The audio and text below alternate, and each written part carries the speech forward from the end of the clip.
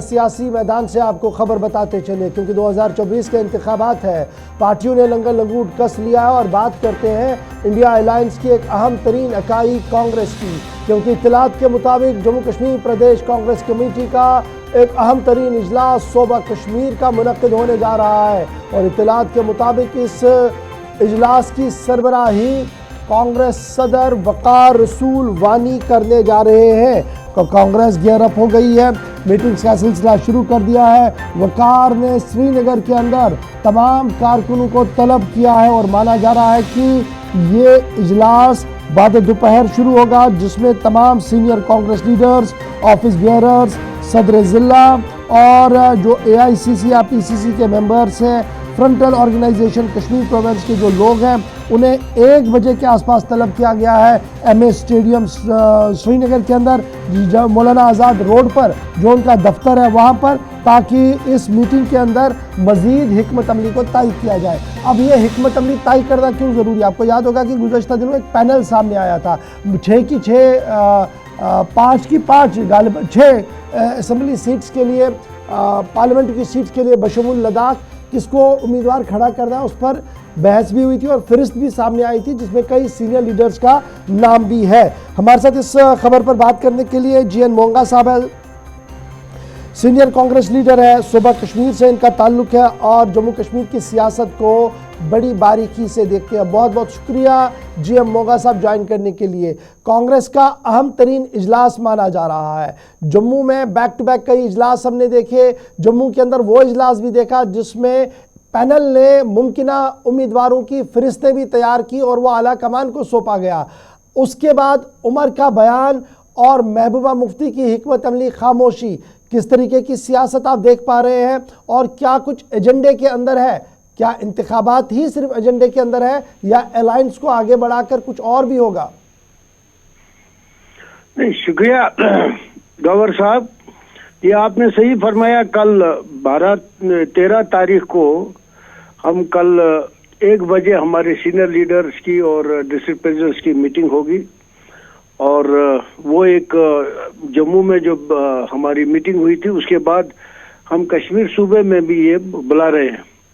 लेकिन हमारा जो एक्सरसाइज हुआ था इसके लिए मैंडेट्स के लिए, कैंडिडेट्स के लिए, वो हो चुका है। It has been submitted to the high command. वो एक्सरसाइज कंप्लीट है।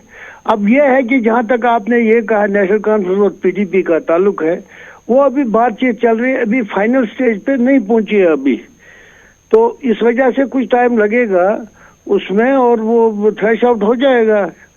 अच्छा मोंगा साहब, बड़ा इंपॉर्टेंट ये है, आप मान रहे हैं कि बात है, सीधी सी बात है, लोकसभा 2024 की हिकमत अमली तरतीब देना है कि कैसे क्या करके काडर से फीडबैक भी लेना होगा। खुद आपने कहा कि जितनी भी हमारी पार्लियामेंट की नशस्तें हैं जम्मू कश्मीर की, उनके लिए जो पैनल था कांग्रेस कमेटी का, वो भी आपने सबमिट कर दिया है। यानी कांग्रेस सोलो मूड पे भी जा सकती है, ये उसका इशारा है? नहीं, सोलो मूड का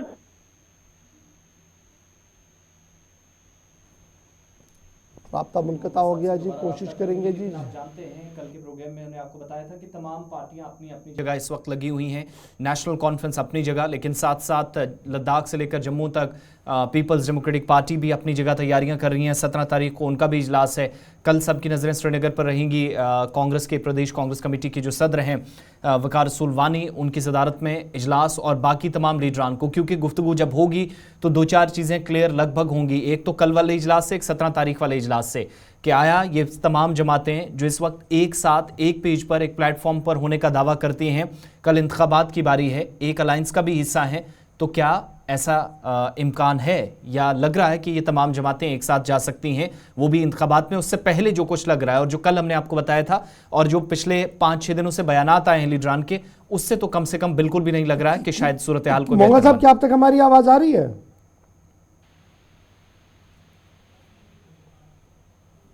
लगता है कि राब्ता कट गया है जी, दोबारा कोशिश करेंगे उनके साथ जुड़ने की। फिलहाल खबर यही है कि कांग्रेस का कल अहम तरीन इजलास है, पहले ही पैनल सबमिट कर दिए गए हैं। इस बीच नेशनल कॉन्फ्रेंस PDP का एक अहम रोल बनता है और फिर कांग्रेस किस तरीके से सबको लेकर कामयाब होगी चलने में, क्योंकि अभी वेस्ट बंगाल से लेकर दिल्ली से लेकर पंजाब और जब इस पूरी सूरत हाल को आप देखते हैं तो सूरत हाल ये दिख रही है कि फ़िलहाल इत्तेहाद कहीं पर नहीं है। फिर उत्तर प्रदेश के अंदर अखिलेश एक बड़ा प्लेयर है, जिस तरीके से उन्होंने ट्वीट पर जानकारी दी और उसका रद्दअमल जिस तरीके से मल्लिकार्जुन खड़गे की तरफ से किया गया है वो भी अपनी जगह इंतहाई अहम है। वहाँ पर भी इत्तेहाद उस मौसर अंदाज में नहीं दिख सकता है। बहरहाल जम्मू कश्मीर में क्या होगा, कोशिश हमारी ज़रूर रहेगी।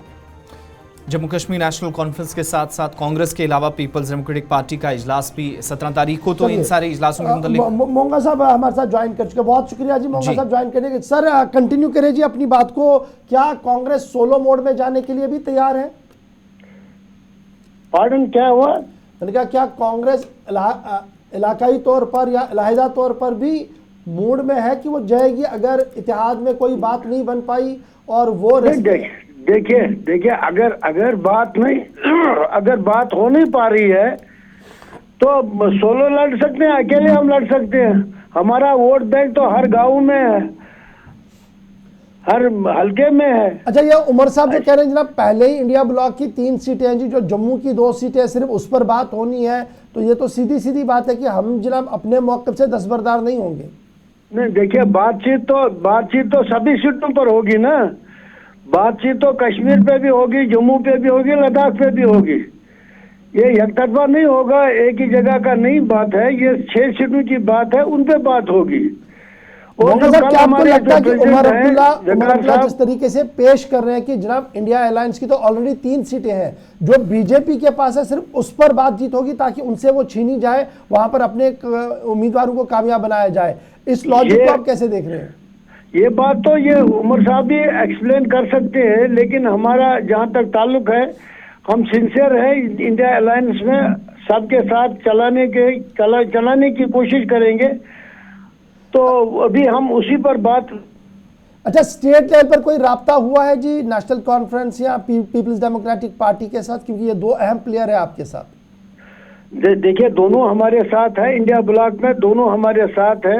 अभी तक क्लियर कहीं से नहीं हो गया। अभी जब तक बात नहीं होगी तब तक हम क्या कह सकते हैं। ये बातचीत कब तक मुतवक्का है जम्मू कश्मीर के हवाले से? नहीं, बातचीत तो हुई है, बैकग्राउंड में तो बात चलती रहती है, लेकिन अभी फाइनल कोई बात सामने नहीं आई है। यानी आपका ये मानना है कि जनाब बैक चैनल्स अपना काम कर रही है, लीडरशिप पर्दे के पीछे से मुज़ाकरात जारी रखे हुए हैं, ये तो बयानात आते रहते हैं? नहीं बयानात क्या, ये तो पॉलिटिक्स में कहीं रायता तो कट नहीं जाता है ना।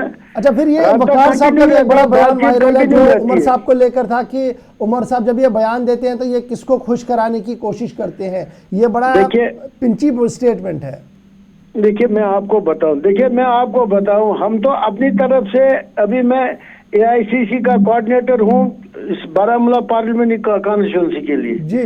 हमने अपना एक्सरसाइज जा रहे हैं, डिस्ट्रिक्ट हेडक्वार्टर्स पे भी जा रहे हैं और हर एक कॉन्स्टिट्यूंसी का दौरा करना है, वो हम अपनी तरफ से करते रहेंगे।